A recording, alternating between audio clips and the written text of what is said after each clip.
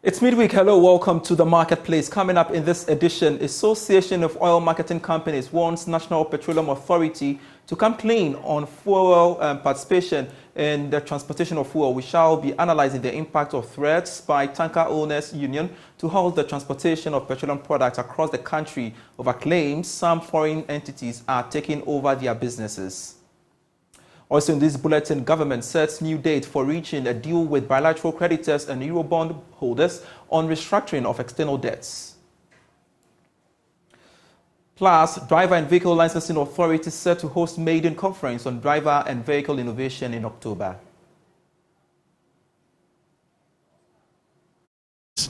Is to make sure we are anticipating what is coming and preparing for it. Again, we cannot be linear anymore. When you have cars that are flying, someone said there'll be no need for you to own vehicles anymore, because everything that you want to do with the vehicle, you can do it on demand through an application.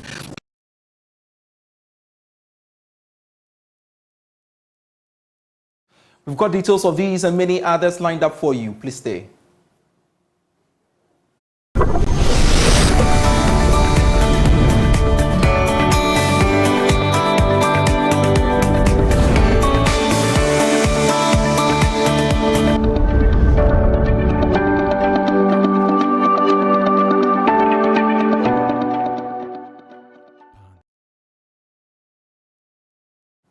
Thanks so much for your company. I am Pious, Kojo Backah. Let's now look at our stories. And government is hoping to reach a deal with bilateral creditors on restructuring of its debts by mid-October.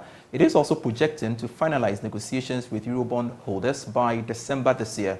George Biafe has the rest of the story. These are the proposed deadlines that Joy Business has picked up from persons working on the restructuring of the external debts. Government is bent on reaching a deal on all these papers after finalizing negotiations on the domestic direction program yesterday, with the reopening of the offer for those that didn't participate in the one that closed in February this year. According to the Ministry of Finance, it got almost 4 billion Ghana cedis worth of bonds that were tendered for the program. This should mean that it has now secured about 90% participation when it comes to the domestic direction program.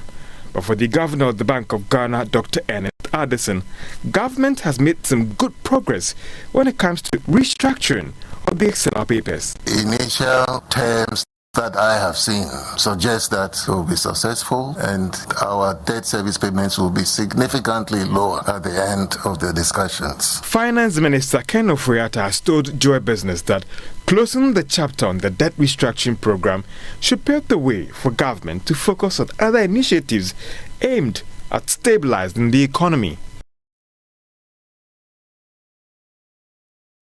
Now, the Association of Oil Marketing Companies is pushing the National Petroleum Authority to come clean on the foreign participation in fuel transportation. This is coming after some local tanker drivers raised concerns about Chinese firms operating in the space meant for indigenous companies. In a statement, the association said further clarification is needed from the regulator. And we have the excerpts of that statement for you by the Association of Oil Marketing Companies. And I would like to share some with you briefly. It reads, OMC perspective on foreign direct investment, the influx of Chinese companies in the haulage of petroleum products. It reads, in today's globalized world, attracting foreign investment has become a crucial aspect of economic development. However, it is equally important to protect local interests in certain sectors of the economy by objectively striking a balance between attracting foreign investment and safeguarding local interests, especially in the petroleum downstream sector. It goes on. I would like to touch briefly on the ACTA or the statement issued by the Association of Oil Marketing Companies, and they are making several appeals to the NPA to address some issues, and that's the action there for you. It reads, we hereby make a clarion call to our regulator, the National Petroleum Authority, to make it clear and unambiguous that transportation of petroleum products can only be done by 100% Ghanaian-owned businesses. And let's go live now to Zoom and speak to the association's chief executive, Kweku Ajimadua, to tell us more on that. A pleasure you could join us on Marketplace. To what extent would you say the threat by the tanker drivers to halt the transportation of fuel would affect your operations? for which reason you are calling on the NPA to quickly look into the matter? Basically, our tanker owners observe something, and we got to know that there's some who are trying to infiltrate into our ranks and getting to work on our, as it were, besiege the tanker owners who have been holding our products for us. And we have over 5,000 tankers now, and even that, we realize that our industry is choked. So what a tanker can do within a certain period to be able to recover costs, we have to do all this. So for another set of tankers to come from somewhere, obviously it's going to make the business very not viable for. And the complaint is that these people who have been working with us for this period and becomes lose their jobs and becomes a problem for the society. That's where we are. Well, the NPA says it is investigating the matter. And are you looking at timelines? You want to ensure this matter be addressed? Oh, basically as soon as possible, because this is when it lingers on. Obviously, what's going to happen is that we're going to lose our tanker drivers are going to lose their jobs, the tanker operators will not have their jobs in place, and we'll also be so much insecure in business with people we don't even know. And in the worst case scenario, if it has happened that the issue is not addressed immediately, what becomes the impact? The impact is obvious. Basically, we'll be out of business. A lot of the tanker drivers and the tanker owners will be out of business. They have been sustaining this industry for so many years. And I haven't heard anywhere, and I don't know unless I'm corrected, countries where foreigners hold their petroleum products. Remember, petroleum products are strategic issues. There's also security issues. So you don't really allow anybody from anywhere to just be doing that job. Mr. Ajimandia, we are indeed grateful for your time here on the marketplace speaking to us there. Let's bring in the perspective of an energy strategist on the implications of these. And of course, Dr. Yusuf Suleimani is on Zoom as well to help us analyze that. And pleasure you could join us on the marketplace. What do you make of all of these developments happening in the downstream sector? Should we be worried as consumers, you would say? Yeah, thank you very much, and good afternoon to you, Pious, and good afternoon to your charities in Ghana and across the globe. I've heard of the developments, and I think it's something that is worrying or worrisome. And the high time the regulator takes steps to regularize it, the better. And I'm saying that because if you look at our downstream, our downstream has developed so much so that, and the credit will go to, of course, to NPA and all the key players that are involved, the PSPs, that's petroleum service providers, consumers, and all alike. And doesn't mean that there's cohesion, Pious, there's cohesion within the downstream. And I always say that as much as we need foreign investment should not be to the detriment of our local players. That one, we should make it critical clear. And I want to place in record that the downstream controls closer to 7 to 8% of our GDP, and that's quite huge. And so it's something that we can't joke with. We cannot joke with. So what we need to do is to reactivate. I think there are already laws involved, and it's to make sure that the laws can bite, the local content laws. I noticed that our local content laws, they have not been so integrated to the extent that there are loopholes that impacts where people can infiltrate and take advantage. So going forward, I think the NPA, I believe in their capability to do the needful. And the needful thing is that even if the tankers are already there in place, I think NPA has the ultimate say. They have to do impartial investigation to ensure that, but the ultimate thing is that our local content laws should be respected. And the ultimate thing is that our local businesses shouldn't be impacted. It is beautiful to have it. If it is area of refinery, I always call for that. But the area of petroleum transportation, I think they should be protected for the local players. And I think they are not doing bad. If there are lapses that we want foreigners to fill, that's a different thing altogether. But I think this is an area that the players that are there currently, they are doing phenomenal well. And I don't think there's a need to dilute their participation at this moment in time. All right. So If indeed the allegation being made by the tanker drivers is anything to go by, would you say that the NPA has failed in its supervisory role to ensure that the space, which is of course is reserved for indigents, as stipulated in the local content law, they may have looked at on aloof? No, I wouldn't say that directly. That's why I mentioned categorically that assuming that should come to play at the end of the day, let's say if they were already existing, then I'll put the blame on NPA.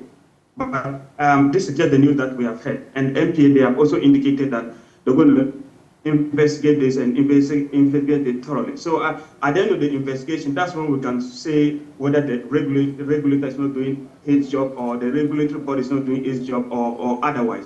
But until then, I believe they will do the needful. And like I mentioned, their laws also, we have stringent local content law, like I mentioned, Pious. But it's just that we are not able to implement these laws to the letter.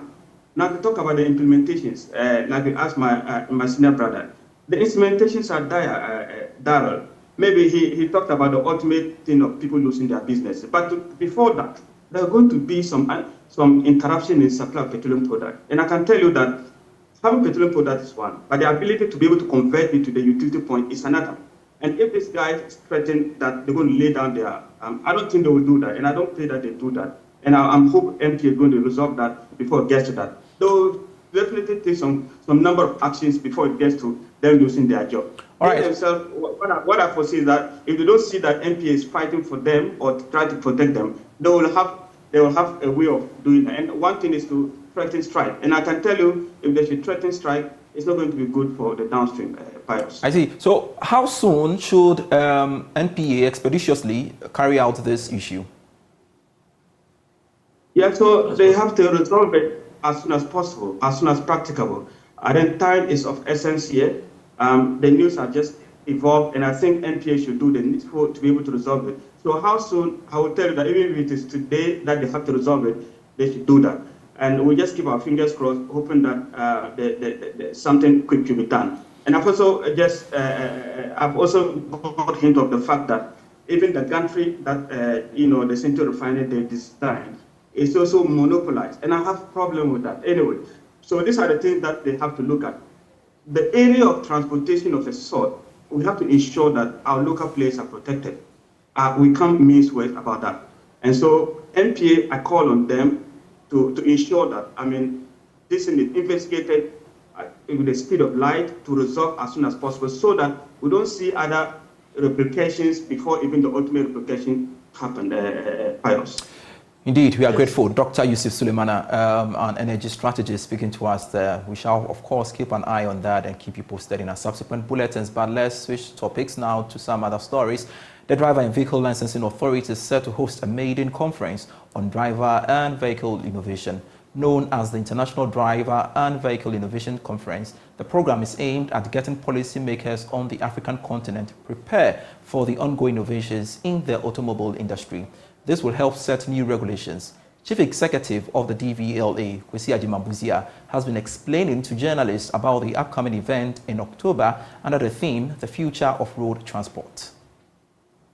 The essence of the conference is to make sure we are anticipating what is coming and preparing for it. Again, we cannot be linear anymore. When you have cars that are flying, someone said there'll be no need for you to own vehicles anymore because everything that you want to do with the vehicle, you can do it on demand through an application. People warm their cars or put air conditioning as they're in their houses. By the time they get to the car, it's all ready to go. Cars talk to the drivers now. You have too much alcohol, I'm not even starting. That's what the car is saying. You can't even move me, let alone drive. And so these things are happening now, that the levels are inside, they are detectable. When you start the vehicle, it's already talking to you. My friend, you have too much alcohol, you can't drive today.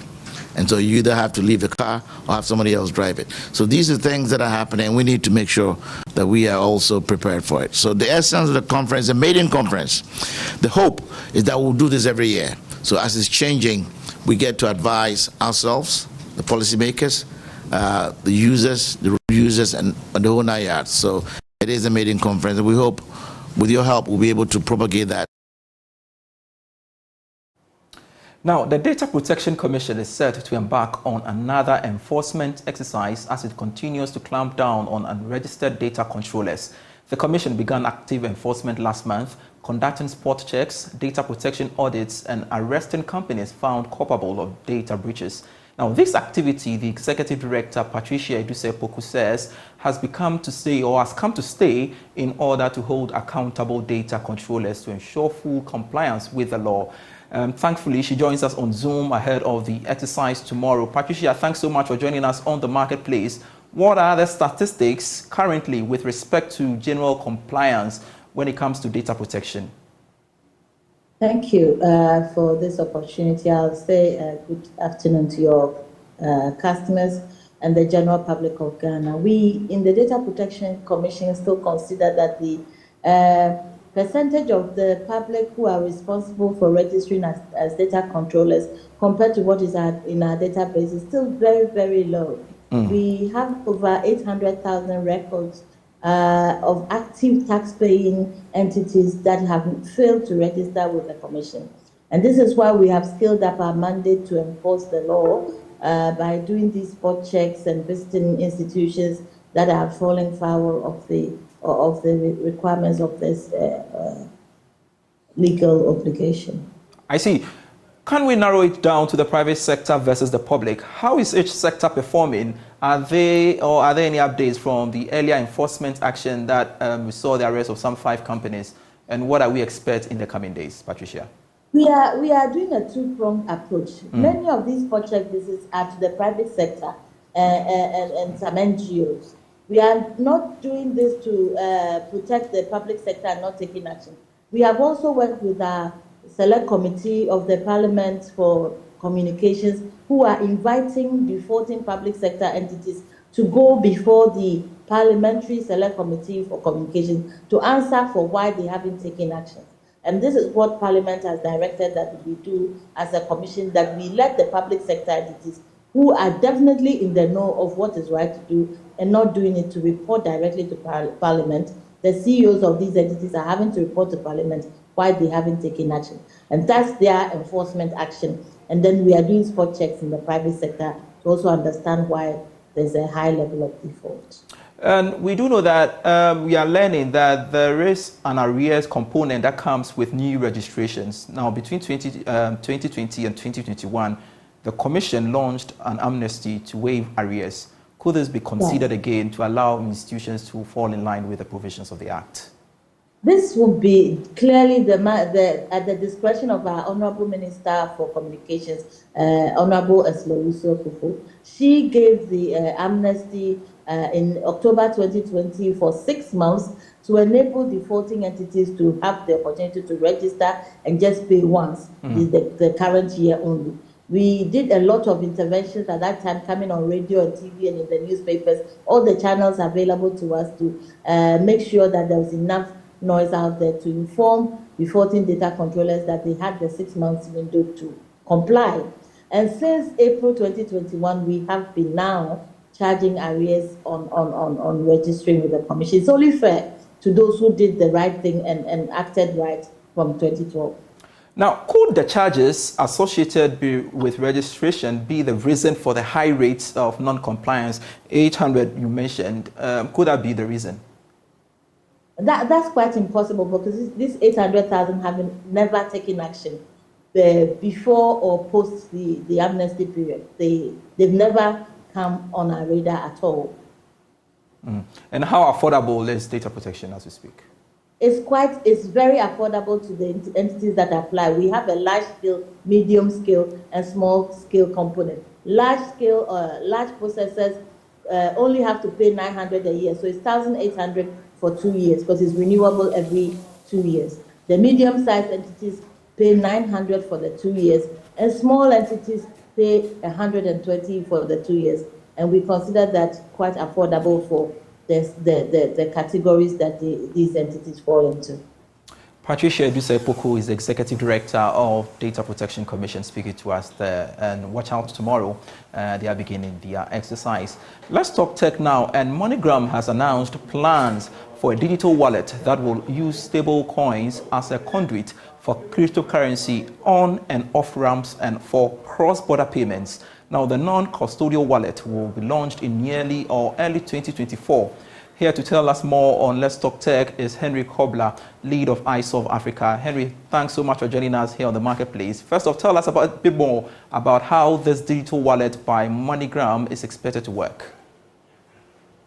Thank you very much. So, generally we've had a lot of conversations when it comes down to cryptocurrencies and how they're sort of looking at transforming our world in terms of the financial sector generally. And so MoneyGram, what they're sort of seeking to do generally is sort of looking at how they could pick money in the fiat currencies, convert it into the stable coins, which are sort of available, and then they can sort of be withdrawn by people that have been doing remittances and other things on the other side into fiat currencies. And so sort of a very simple way where you sort of holding money in stable coins and then being able to move them over cross-border to, in terms of remittances to people in fiat currencies. And so it's as simple as that. Now, that might not necessarily be the very first time that is sort of going in place. If you're looking at companies like PayPal, they've already started looking at converting fiat currencies into stable coins on the platforms, and that could always be withdrawn at any point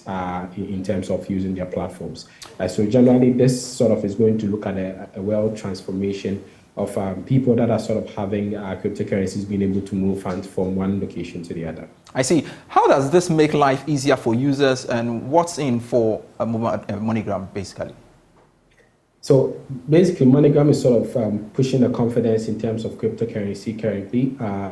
Sort of also just adding up to the institutional trust when it comes down to cryptocurrency. But generally, what they're looking at is that for the very first period of implementation, they're not looking at any charges because they sort of want to see the actions and inactions that's sort of going to be on their platform, and then get into some level of R&D, research and development to understand the crypto era and how it basically now transforms and improves their transaction levels cross-border.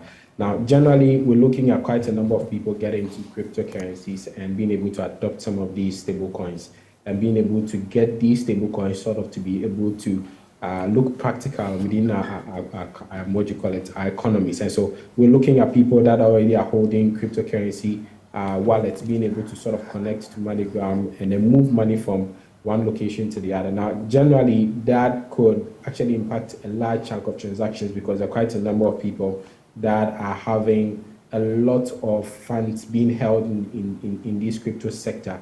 And so in this point, it basically gives them the ability to sort of switch from cryptocurrencies into fiat currencies and then be able to move money. And so generally, someone in Ghana can actually receive some level of remittance and go to the bank and cash it out. But in the sense that someone in the US only sends a Bitcoin or an Ethereum coin from the US, but you sort of channeling out it in fiat currencies here. So people could definitely receive Ghana currencies from the banks, but necessarily the funding that was sent to them were in cryptocurrency. That's sort of what it means. All right, so Henry, how would this work in countries like Ghana where cryptocurrency usage has not been legalized yet?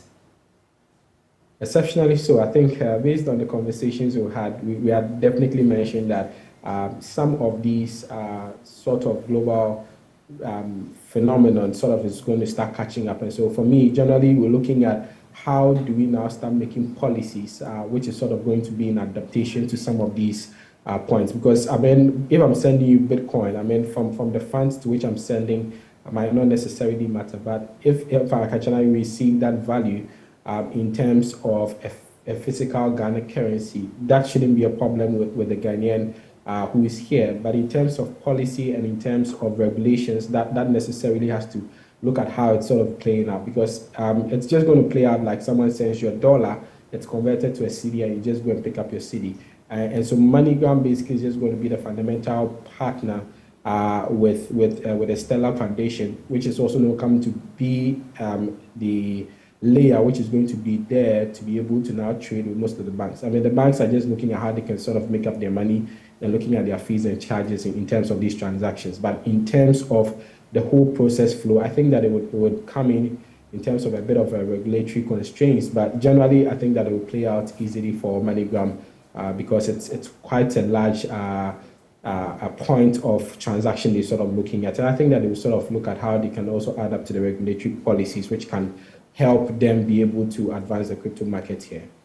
Finally, quick thoughts on last week's protest against rising cost of living and the role played by social media. It's increasingly becoming a platform to push for changes in economic policy. Really, is it effective as it seems? Very effective. I mean, social media has always been a tool which quite a lot of people sort of have joined up to push up a lot of protest. My only point is that, I mean, some of these social media platforms could also now be used in terms of channeling and pushing some level of regulatory demands, regulatory inputs, and all of that. That generally comes in to help a lot of the businesses that are sort of around, and how we could improve the lives of the businesses and get it to be. It might not necessarily always be about protest. We can also sort of use these same mediums to sort of push in and get most of our policies to be in streamline. Now, again, I'm looking at it as in this way, like there's a bit of people that are sort of sitting on social media, and there's the reality that sort of also affects the ground. So that could definitely always play up for some of the youth that's sort of coming in. But I'm just looking at how do we now leverage social media to impact our businesses? How do we leverage social media to impact the policy and governance stages, which is in our country, and not necessarily always in terms of protest itself. I mean, the protest was amazing. It basically carried out the information it needed to, but I think that we could always go way beyond. If we're getting to make use of that, I mean, I think that it will be a better point. Twitter had already released that a communique saying that the people that were sort of using the hashtags on the protest are not going to get any advertisement funding, which is coming in for them, and that comes to be a bit of a sad part. So that means that the use of social media could actually generate a lot of revenue. This protest could have generated a lot of revenue for the people that had just added their voice on social media, and I feel that they could actually do it in the positives by making sure that we can also use it in terms of businesses who generate values from there as well. All right, thank you very much, Henry Kobler, for your time of ISOL Africa, helping us today edition of Tech. Now, that's it for the marketplace. I am Pious Kojo Backah. Do get stories when you log on to myjoyonline.com/business. Do enjoy the rest of our programs. Bye.